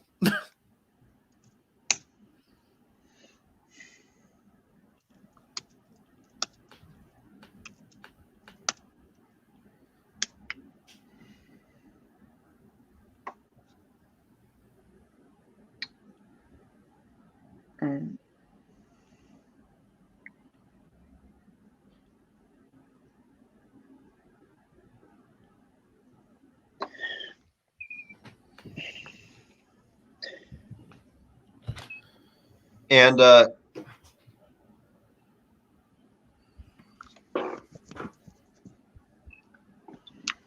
also, it's worth noting that Donald Trump does live in in that congressional district. Mar-a-Lago is in the district that Laura Loomer is running in, the 21st district. Oh, really? Yeah. Yeah. He voted by mail in this primary. Gotta wonder who he voted for. Yeah, I think let's not ask. But I will say one thing that I noticed, maybe just an interesting piece of trivia, is that if Democrats were to flip the 15th congressional district, they would actually take a majority of seats in Florida's congressional delegation.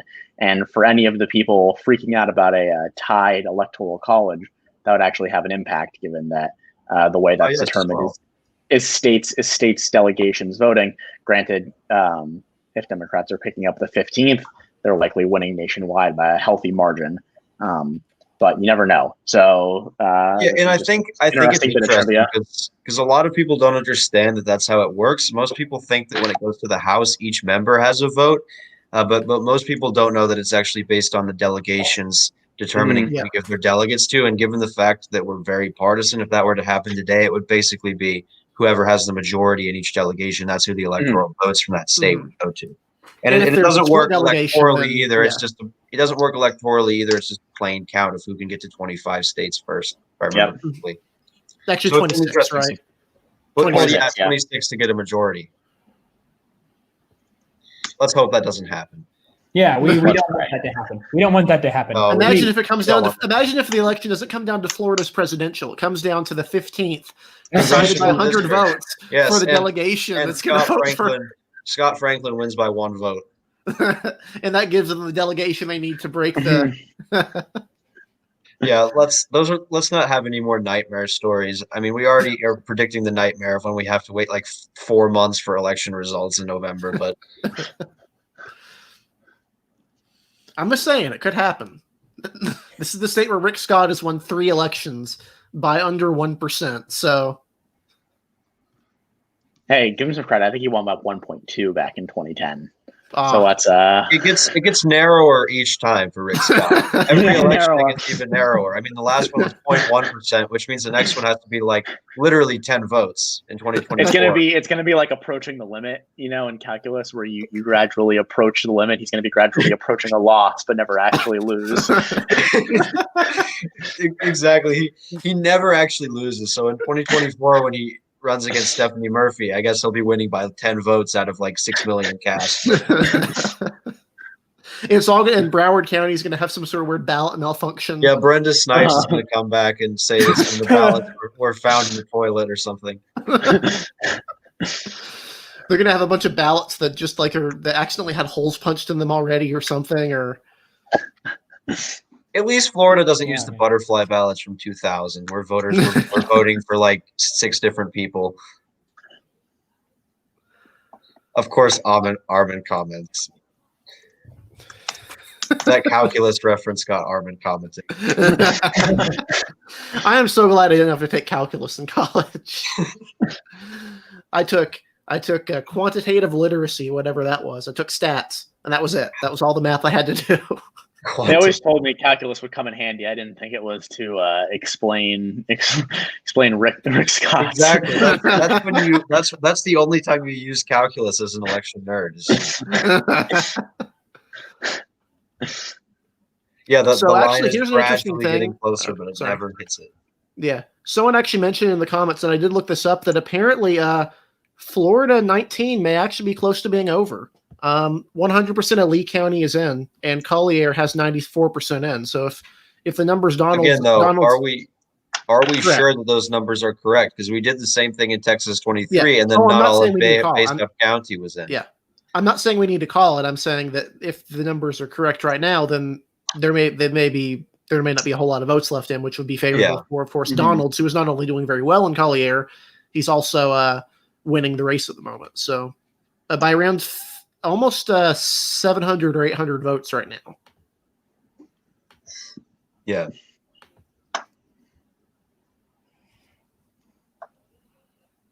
I mean, hey, it's another close night. That's all it is. It's just another close night in some of these races. It's always just another one of those nights. One of those usual Florida nights that we always get, right? Just one of those usual typical Florida nights. Well, we're prepping for election month, so we need this kind of training. Exactly. I mean, in November we're going to have coverage every night for the whole month. I think you mean November and December. And January, and then they're going to have to move the inauguration back to like June or something. At least there might be a public inauguration then. I was gonna say there might not even be a. Yeah, we're gonna have to move the inauguration day back to March 4th. Yeah, I know we make fun of Florida. Just for people in the comments, I know we make fun of Florida, but really it's mostly just Broward County that's the problem. Broward and Palm Beach. The rest of Florida is actually great and gets the results in very quickly. So, that's true. I mean, to be fair, unlike California, they had all the results in a day. California took That is what? true. Yeah, I'm honestly kind of scared for California now when we're operating on COVID time because that should theoretically make it even slower than it normally is. And given the fact that we've got a ton of competitive house races there, that's kind of scary. Yeah. Well, I But think you all remember the drip in 2018 when David Valadeo lost his seat over the course of what was it, like Like a 6 few weeks? days. 6 Yeah, weeks. it was like two. It was like a week and a half. Yeah, pretty much. I mean, on election night, he had a 57-43 lead, and then gradually it started slipping down until eventually Cox won by 0.8%. And you saw a similar thing with Mimi Walters and Young Kim. Both of them on election night had narrow leads, but by the next day, their leads had begun to slip. And then the infamous Charlie Kirk tweet that Young Kim was the first Korean American. Yeah, or unfortunately, Vietnamese. unfortunately, those three races taught us that narrow Republican leads on election night, you can't take it at face value. You have to wait for all the ballots to come in. Mm-hmm.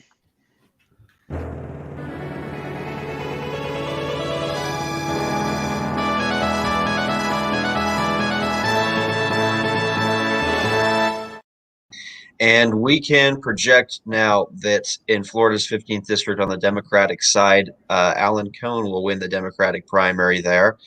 Cohn is an award-winning investigative journalist, and he has defeated Adam Hattersley, a state representative.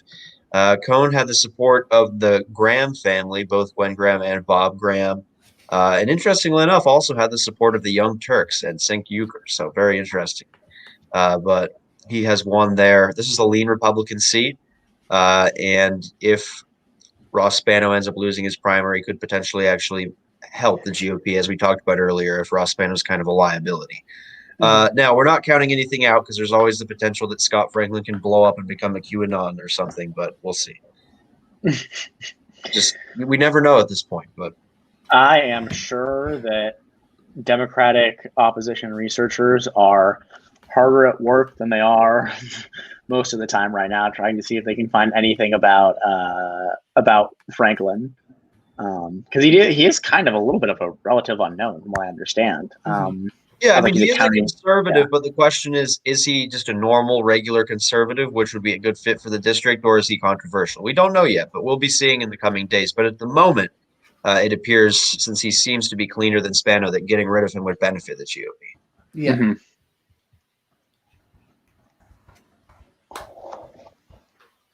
And just an update for someone who was asking about the Republican side in FL 23. That 2-vote lead has now expanded a little bit, and Carlos Spalding is now up by around 600 votes over Michael Krosky in the 23rd district. Obviously, that race isn't competitive, but the race is close at the moment on the Republican side, among many other very, very close primary races tonight. Yeah, many, many very close ones. One thing I'm be interested to see a precinct map of is to see how Carlos Jimenez did in Miami-Dade. He actually did worse in Miami-Dade than he did in Monroe in his. If you look at the results right now, in the primary there. So I'd be interested to see where Blanco overperforms Mountain, because you would expect the opposite, because Monroe is Jimenez is obviously from Miami-Dade. He's the mayor of Miami-Dade County, so you would expect him to do a little bit better there than before. And I mean, when you're looking at that race, we already called it earlier. He's leading by about 20 points, but you're right. I mean, in Miami-Dade, ironically, he's actually performing worse than in Monroe. Yeah. But at the same time, he's still up again by 20 points. So it's not like it's that close. But you're right. I want to see it. As a curiosity, I want to see where he did better or worse than. Yeah, for sure. And we'll eventually see that once we get some more. Mm-hmm. Also, that infamous 3-way race that I mentioned earlier in the 3rd district, it's unfortunately has expanded, and now Adam Christensen leads with 34.2% of the vote.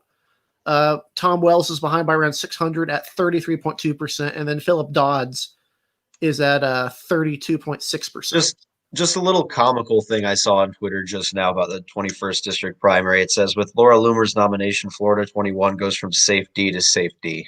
Well, you did see the poll she put out, right? That had her. She made a poll for herself that put her up by like 8 in the general, and like with 20%. Yeah, I'd love to see the crosstabs in that poll. I don't think they exist because I don't think it's a real poll. It's just made up numbers. I mean, maybe the margin of error is like 23 or something. Who knows? I don't think it's statistically possible to have that large of a margin of error, but unless you poll like one person, then maybe she just poll herself and some Democratic person. Yeah, this is the ridiculous poll. It had her up 9. This is Oh no, that's impossible.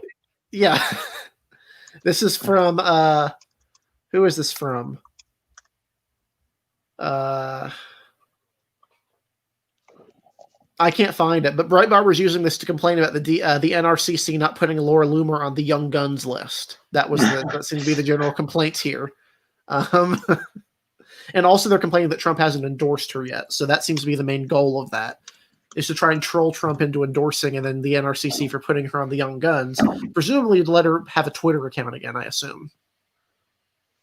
Well, I'm sure we can all imagine that, once Trump endorses Laura Loomer, that news cycle will be calm and balanced and productive for his campaign.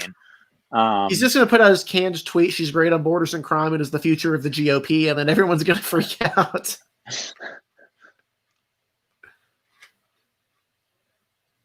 Someone's commented, "Are any of us running for office someday?" Definitely not. Never. Not a chance. Not a chance. Never. Yeah, never. You really think a never Trump Republican's going to win in the Peterborough, North Carolina? Yeah, no. Yeah, Eric Cunningham's going to lose to Laura Loomer after she moves to North Carolina.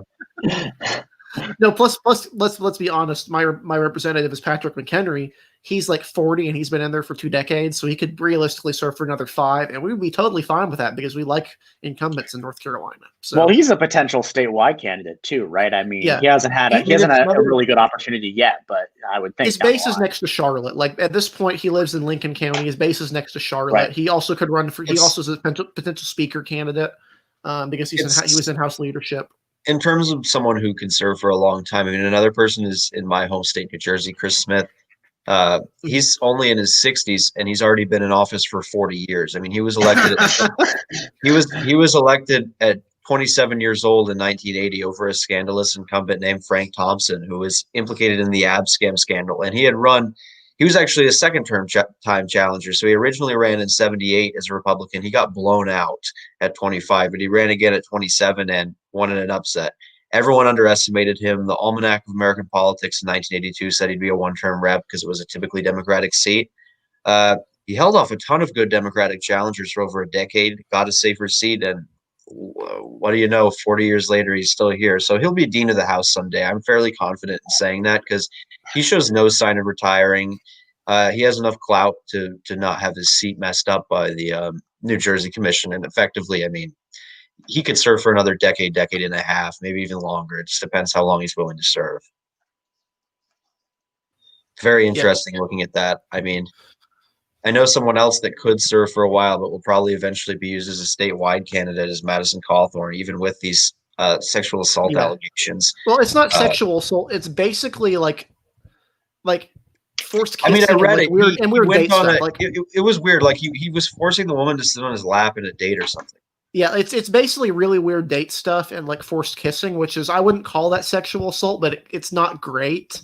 Poor behavior. It doesn't look good. Let's put it that way. It's also part of the problem of nominating an unknown candidate is you result in stuff like this. A pattern of poor conduct in regards to women and situations such as that. So. Yeah, I mean, we'll see where that goes, but it sounds like Western North Carolina has a lot of potential statewide candidates right now.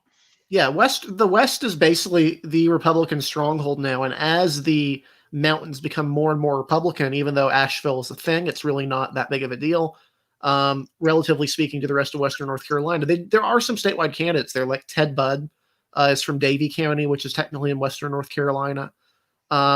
If you want to count Charlotte, there's obviously some other ones there. Richard Hudson, some other people along that line. It's a potential area. It's the part basically it's an east-west split. Democrats still get most of their strength in the east. Their nominees from the east, and we get ours from the west. So yeah.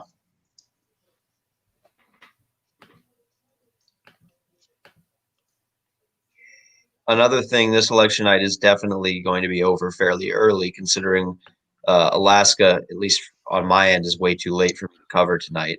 Yeah, I'm not going to be up for Alaska. I'm not. Yeah, no, I can't But stay up Joe that. will be, maybe, possibly, or Kraz. Potentially, we'll see. In Wyoming, honestly, I expect Cynthia Lummis to win that primary fairly easily, given that Liz Cheney never decided to enter the race. Yeah, that would have been a great primary though. Yeah, Loomis it really versus- would have. That would have been the Markey versus Kennedy of this cycle for Republicans. Yeah, except it's Wyoming, and that's not really comparable to Massachusetts. But you're right. I mean, technically, I guess we already had that in Tennessee with the Sethi Haggerty primary, but that really Well, turned out to the be difference is dramatic. that didn't really turn out to be very close, and I expect the Mass Senate primary to be very close. Mm-hmm. Yep. So, what other races are we keeping an eye on at the moment that we've not looked at? Pretty much Or the that we've two not- Republican primaries in District 19 and 15 are the major ones we have left that we're watching. So those pretty much. But again, this coverage will probably be over earlier, kind of like last week. But it's going to be interesting. Massachusetts is definitely something we're excited for going into next week.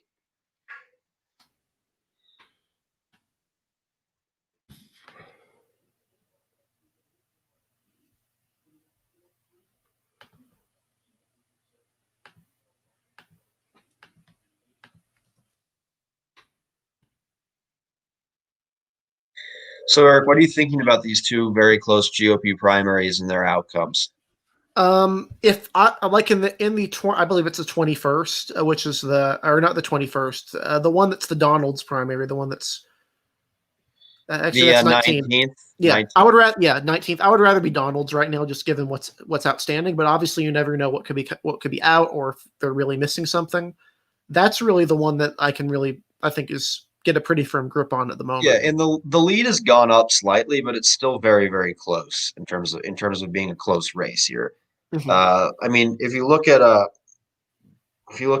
Collier County, that is the home of Donald State House District. It includes Collier County in its southern half, significant portion leading there. So that's a good result for him. But Lee County is casting more of the ballots right now, and Eagles up by 5 points. So that's why it's so close right now.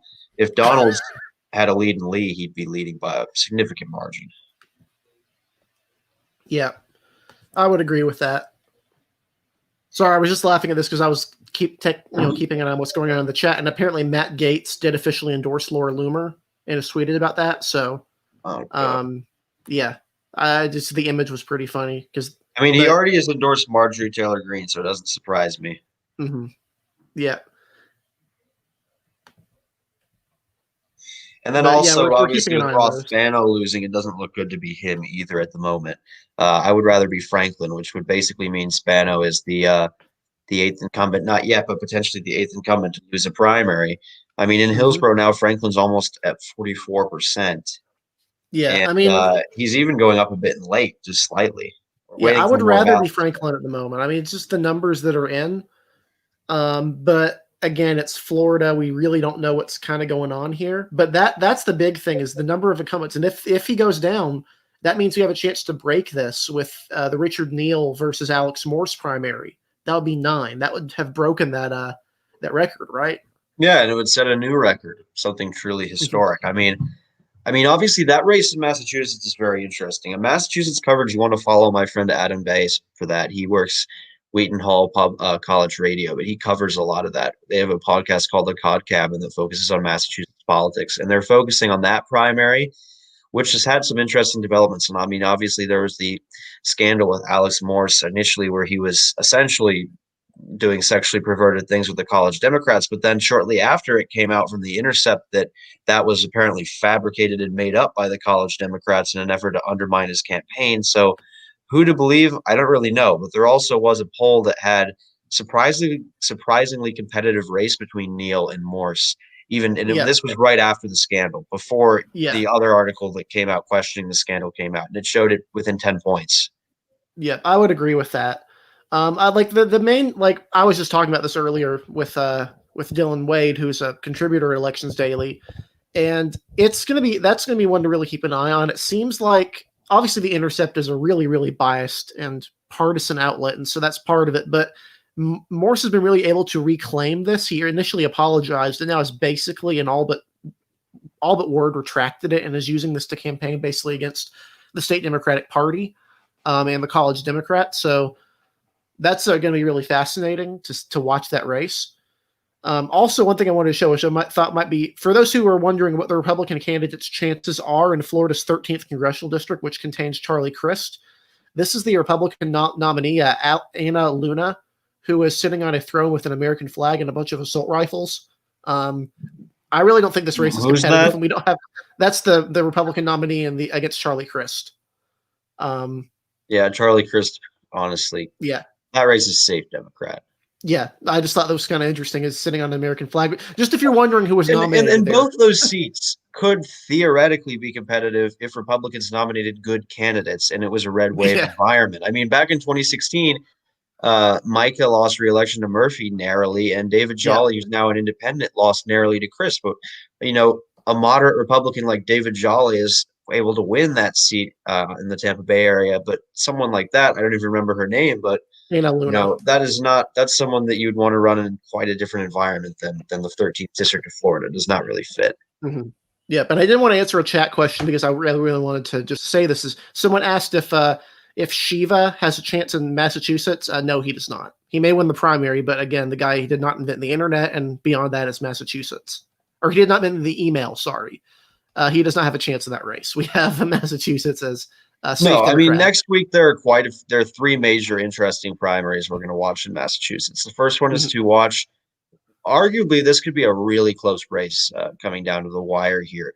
But to replace Joe Kennedy in that House seat there, in his House race, the close primary in the 4th district. Then in the 1st, you have Alex Morse, progressive mayor, who seems to now be slightly vindicated by this new article that says that the allegations against him were fabricated, and he's running against Richard Neal, who's the chair of the House Ways and Means Committee. And we've had prominent Democrats go down before. Just recently, Elliot Engel was defeated by Jamal Bowman by quite a significant margin, 60 to 35 or so. And he was the chair of the Foreign Relations Committee, or is the chair there. So that's going to be interesting to look at. But going forward, we also have the Senate primary there, where Ed Markey stands to be the first Senate incumbent to lose a primary in quite a while.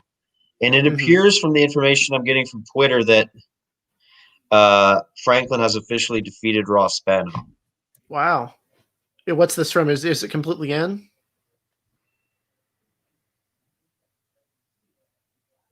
Miles retweeted it, so it appears. Oh, wow. FloridaPolitics.com. There's an official article there that's just come out. So I think that is. Yeah, wow.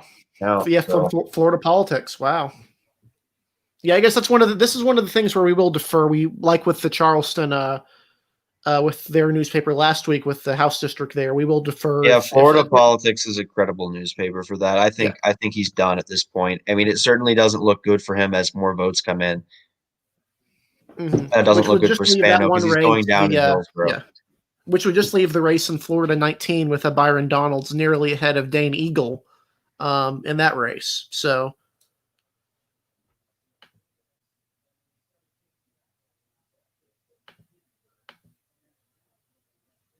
that'd be the 8th incumbent to lose this cycle, ties the record. 8th incumbent. Yep. And Neal loses next week. That's 9, which breaks the record.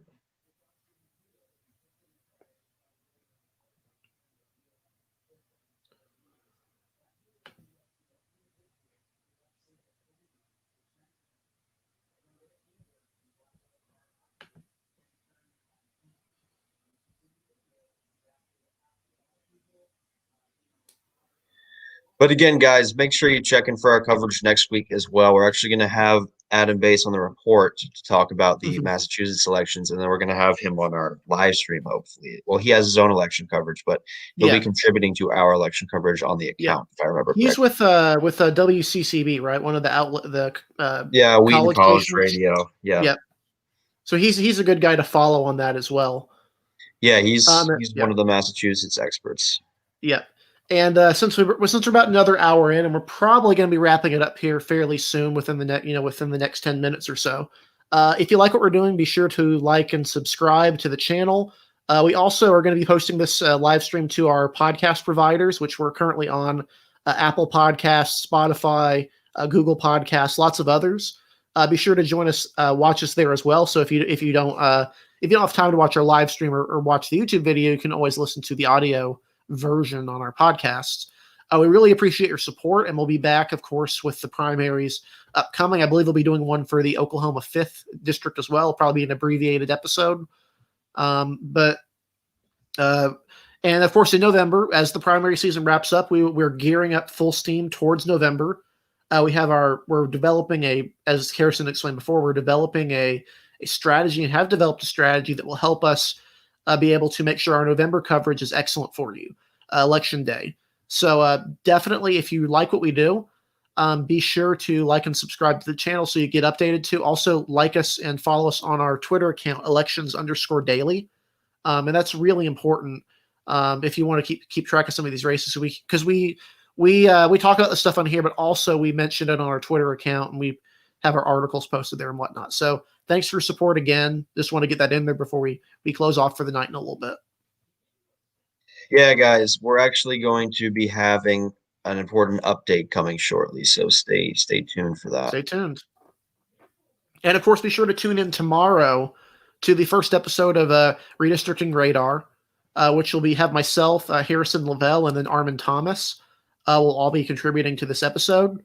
What time are we shooting for? 6 o'clock? 6 o'clock. Yep. 6 o'clock. It's gonna be 30 minutes. Not a long commit.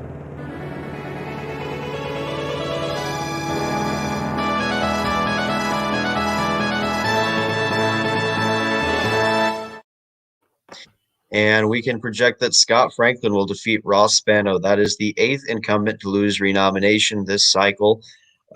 Once again, Ross Spano, a freshman congressman from the 15th district who has had some financial troubles in terms of scandals, has lost renomination to Scott Franklin, who is from Polk County, and he is a commissioner of local city there. He's been endorsed by Matt Gaetz, and he has won tonight narrowly, dominating in Polk County and even performing well in Hillsborough. So very interesting. I mean, we've tied the record for 1974 at this point. We've tied it. The question is, can we break it next week if Richard Neal? Mm-hmm.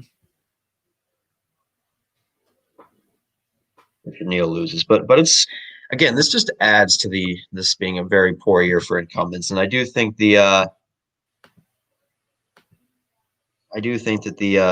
sorry, I'm some tweets, but I do think that the really raucous nature of the political environment right now and everything that's going on has certainly played into this. Mm-hmm.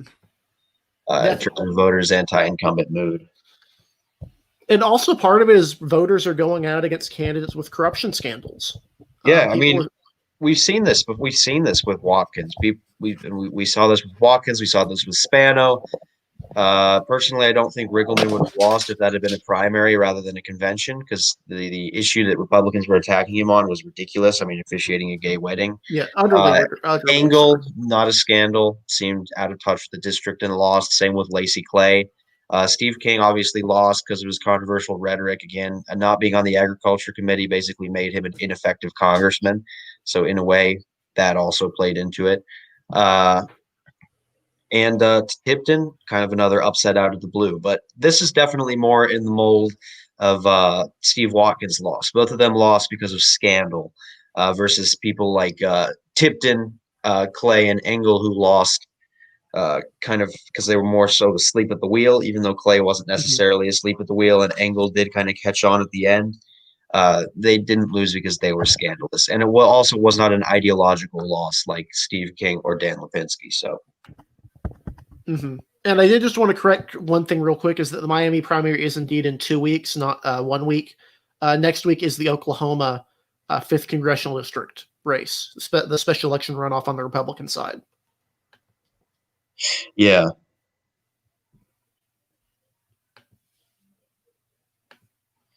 Another thing that may be nice for the world tonight when it comes back on, apparently the president of Mali just resigned after he was arrested by troops and the prime minister and the entire government. Maybe it will become Somalia. I don't even get what the background is. I mean, granted, I'm not an expert. I'm not going to pretend to be an expert in Mali's politics, but definitely don't see a coup every day. Although it looks like Lukashenko in Belarus is basically begging for people to kill him. He was like at a factory and everyone was complaining about him. He said, "You're going to have to kill me to get me out of office." So that's generally not what you want to say. No. That's how who was it, the Kurako or Carrasco, I think it was a dictator of Bulgaria, I believe it was, that got executed by was arrested and then executed by his own military because the people on the streets would have killed them anyway, much more brutally. Yeah. And I thought we wouldn't be able to watch the DNC, but I might be able to watch it potentially since we've finished this up early. We're following Elections Daily, both the conventions. So. Mm-hmm.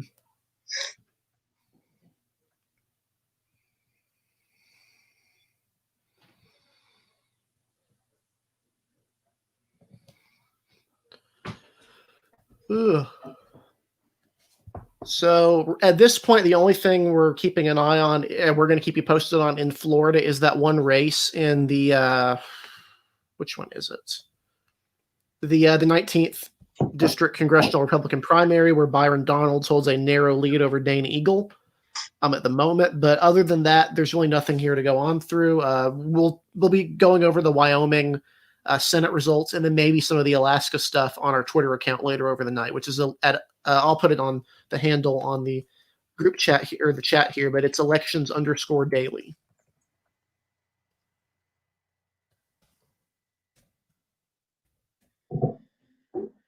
I'll highlight this on the stream for those who can't see it, but basically go ahead and follow that for the coverage for those throughout the night. We're really only keeping an eye on a handful of races in those states. And also, if you want to keep an eye on the Alaska ones, follow Chaz Nuttycombe and C Analysis. They're going to really be keeping an eye on those legislative races there. Yep. Okay, guys, thank you again for watching our coverage stream here. We appreciate your viewership, and we hope to have you back next week. Again, we're getting closer and closer to November. November will probably be an all-night thing, but yes, for now, we're having some shorter primary coverage. So thank you again. Make sure to tune into Redistricting Radar tomorrow and every Wednesday, and keep following Elections Daily. So thank you guys very much.